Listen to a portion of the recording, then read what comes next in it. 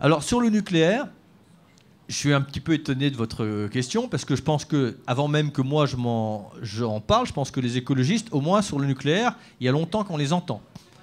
Ça, on ne va pas leur enlever ça. Il y a quand même beaucoup de choses où ils ont eu de l'avance dans beaucoup de domaines. Et malheureusement, d'ailleurs, la réalité ne cesse de vous donner raison. Quand je dis malheureusement, c'est qu'on se passerait bien de la démonstration de Fukushima, on se passerait bien de la démonstration des changements climatiques.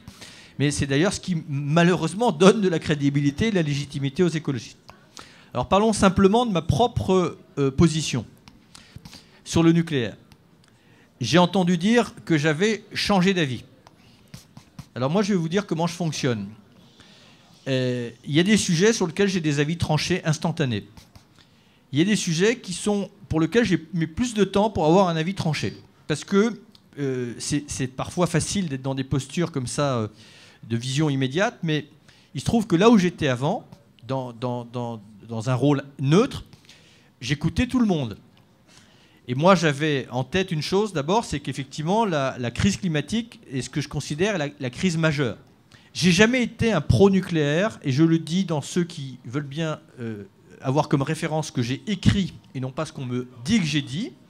J'ai été plutôt nuancé, je me suis opposé à l'EPR, mais je considérais qu'il y avait peut-être plus urgent. Bon. Fukushima, pour moi, c'est la démonstration de trop.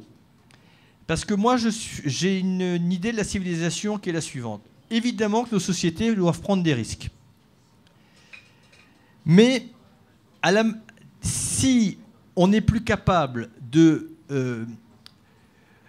maîtriser dans le temps et dans l'espace les conséquences d'un risque, c'est là que pour moi s'arrête l'acceptable. Et si je n'étais pas convaincu, au moment où je vous parle, qu'on peut en sortir, et qu'on peut en sortir sur un laps de temps qui restera à discuter, mais disons à l'échelle d'une génération au maximum, et qu'on a même tout intérêt, y compris économiquement, au-delà des risques, bien entendu, et des conséquences sanitaires et terribles. Parce que moi, ma lecture de Fukushima, c'est que ce que j'ai vu, c'est une société en panique. Tout le monde était paniqué, y compris tous les génies du nucléaire. Tout le monde était paniqué. Puis d'ailleurs, on cesse de dire « Ah, ça va mieux que truc », puis là, c'est reparti aujourd'hui. Donc on voit bien que ça, c'est pas l'idée de la civilisation. La technologie, je suis pas contre, bien entendu, au contraire. Mais quand on nous renvoie justement en disant vous voulez nous ramener, on ose encore nous dire qu'on veut ramener la société au Moyen-Âge. D'ailleurs, ça veut dire que Angela Merkel, qui vient de faire le choix de sortir du nucléaire, souhaite emmener son pays au Moyen-Âge. Elle appréciera probablement le compliment. Non, moi je pense qu'il faut qu'on sorte d'un principe qui a dominé dans nos sociétés, de deux principes d'ailleurs. Il y a le principe économique et le principe technologique. Le principe technologique, c'est que jusqu'à présent, tout ce qu'on savait faire, on le faisait. Sans l'évaluer à un processus démocratique, sans savoir la pertinence. C'est-à-dire, en gros, si cette technologie ou ce saut technologique participait à améliorer la condition humaine. Ben, c'est un changement de paradigme. Voilà. Je pense qu'il faut donner aussi un sens à la technologie. Et je pense que le nucléaire n'a plus de sens aujourd'hui. Croyez-moi, il y a de l'intelligence sur ces sujets-là. Vraiment, beaucoup d'intelligence. Il y a le mix énergétique.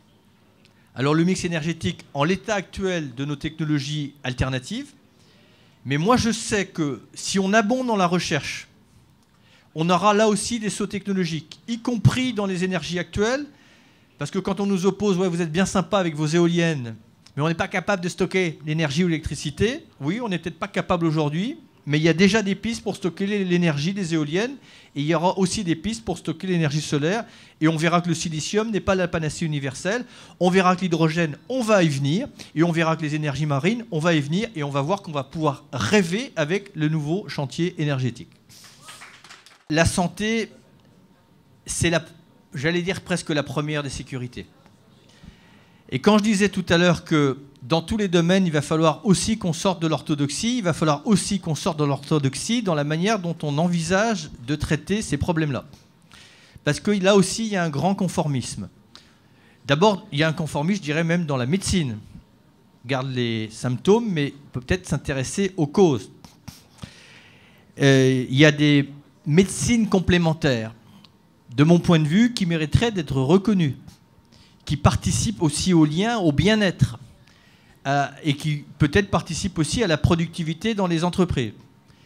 Mais il y a un sujet évidemment que vous avez pointé du doigt et que, d'ailleurs bientôt je crois que je dois faire une intervention là-dessus, c'est tout ce qui traite des modes de vie et de l'environnement. Je ne sais pas si vous êtes médecin, voilà. Et tout ce qui agit sur ce qu'on appelle les perturbateurs endocriniens. Ça, c'est des sujets centraux. Compliqués, pourquoi? Parce que vous le savez aussi bien que moi, et encore récemment, toutes les agences qui devaient établir un certain nombre de diagnostics ont toujours été, je dirais, presque étranglées pour faire en sorte qu'on n'en sache pas trop. Et en plus, parce que c'est compliqué, parce que vous le savez, les relations de cause à effet sont parfois longues et les études épidémiologiques, évidemment, sont compliquées. Mais je pense qu'on est arrivé à une génération qui explique qu'il y a des multiplications dans certaines pathologies, dans des maladies génétiques, dans tout ce qui est allergique, etc., etc. Moi, j'en suis évidemment convaincu. Et puis ça a des conséquences économiques. Parce que si on laisse les choses s'emballer, effectivement, le budget dont vous parlez tout à l'heure, il va être exponentiel. Donc je pense que là, vraiment, c'est un sujet central. C'est un sujet aussi social, parce qu'il y a des gens, et notamment dans le monde paysan, qui sont exposés à des dangers sanitaires. Moi, c'est un sujet, évidemment, qui me tient à cœur, parce que, curieusement, j'ai peut-être passé plus de temps de ma vie dans les pays du Sud que chez nous. Je disais simplement qu'il y a déjà un préalable dans nos relations avec le Sud. C'est de cesser de falsifier l'histoire. C'est d'acter que jusqu'à présent, ce n'est pas le Nord qui a financé le Sud, c'est le Sud qui a financé le Nord. Et ce préalable est très important. Parce que si on veut rétablir des vraies relations, il faut acter ce préalable. Voilà. Et ça correspond à une réalité d'hier, mais parfois ça correspond à une réalité d'aujourd'hui. Je veux dire que quand vous regardez certains flux, dans des remboursements de la dette et des dettes qui ont été souscrits au moment de la décolonisation, quand vous regardez le ratio entre ce qu'on reçoit et ce qu'on donne, on a de quoi parfois être indigné. Bon. La deuxième chose, c'est que il y a un moment ou un autre, il faut aussi, mais c'est souvent par ignorance des citoyens, et ça valait pour moi d'ailleurs, qu'on ne se rend pas compte de la manière dont on continue à exploiter sans le dire. Quand on va chercher un minerai, quel qu'il soit, dans un pays, au mieux, le pays en garde 3% de l'économie qui en est produite et les 97% vont à l'Occident. Tant que ça ne se sait pas, à la limite, ça pouvait durer une éternité, sauf que maintenant, ça se sait. Et s'il y a eu...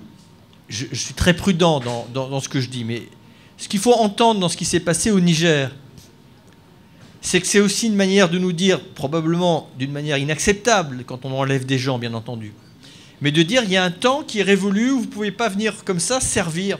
Voilà. Il faut que ça profite équitablement. Cette équité, elle vaut dans tout.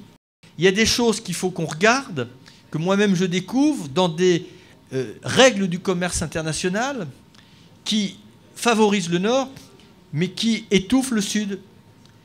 Regardez simplement dans l'espace européen, dans certains effets pervers de la politique agricole commune, qui fait qu'il y a des économies vivrières qui sont étouffées par nos aides à l'exportation, sur nos excédents, pardon.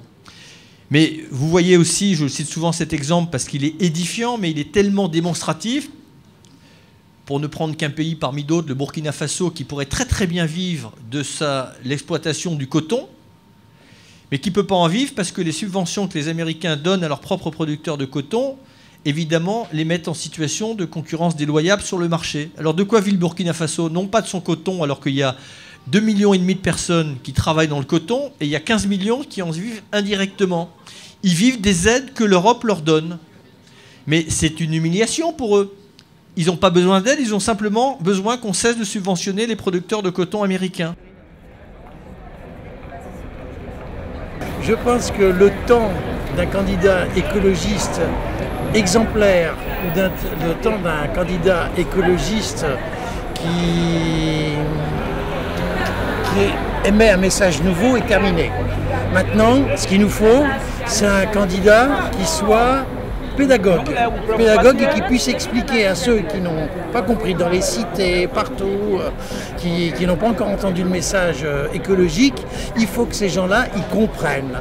Et donc, on n'a pas besoin d'un écologiste vieux depuis 20 ans qui connaît tous les rouages, mais on a besoin de quelqu'un qui sache très bien expliquer, qui se fasse comprendre. Voilà. Et c'est donc pour ça que je soutiens la candidature de Nicolas Hulot, parce que je pense qu'il faut maintenant que les gens qui n'y croyaient pas commencent à comprendre la complexité des problèmes. Et en plus, lui, il a traversé le monde entier et donc il sait parler de certains exemples sur certains continents ou certains pays, parce que l'écologie, elle n'est pas réservée aux pays riches, au contraire, elle se pose partout.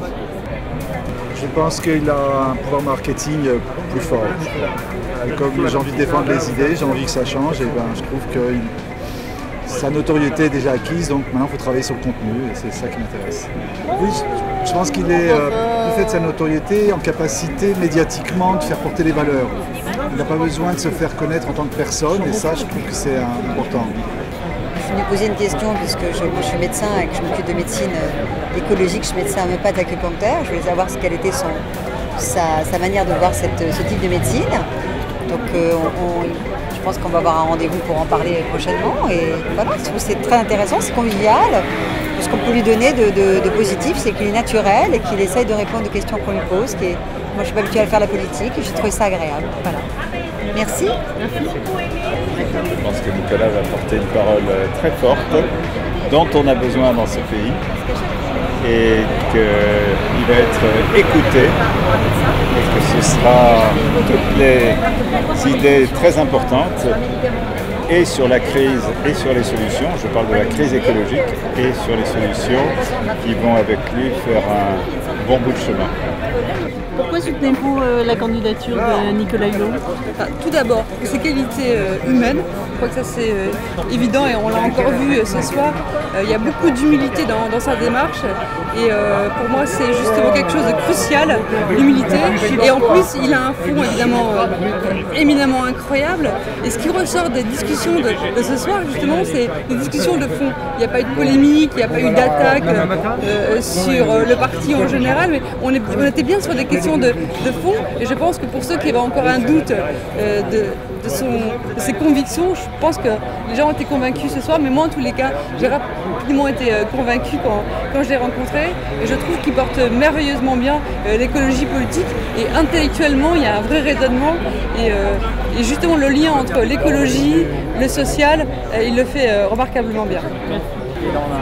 D'abord, j'étais très sceptique au départ sur la candidature de Nicolas Hulot. Je suis venu l'écouter et je pense que Nicolas Hulot peut être le candidat qui élargit la base écologique et qui peut faire gagner la gauche au deuxième tour. C'est-à-dire que je considère que la gauche n'a pas forcément gagné au deuxième tour, même s'il y a vraiment un grand anti-sarkozysme, mais pas forcément sur le projet de la gauche. Et je pense que les 2 ou 3% qui manquent à la gauche, Nicolas, par ses propositions, par rapport à son engagement, peut amener un peu une certaine réélectorat de jeunes, des gens qui ont marre un peu de la politique, il peut les redynamiser pour donner un souffle nouveau à la gauche. C'est pour ça que je pense que je choisis Nicolas. Mais je dis qu'il a 3 qualités qui le font distinguer des autres candidatures. D'abord, quand il apparaît, tout le monde le connaît. Il a une notoriété qui est au top. Deuxièmement, quand il apparaît, les gens disent c'est un écolo, lui, oui, c'est Hulot, l'écolo, comme ça. Troisièmement, il est complètement habité par l'écologie politique. Il a des bonnes idées, une bonne expression, une bonne manière d'être, il est bien dans sa peau, enfin, il est volubile, il a du fond, et donc c'est le meilleur. Merci. Moi, je suis député de Paris, là. C'est pas mal aussi. C'est beaucoup de travail, hein. Ne tentez pas de l'être. Merci Yves.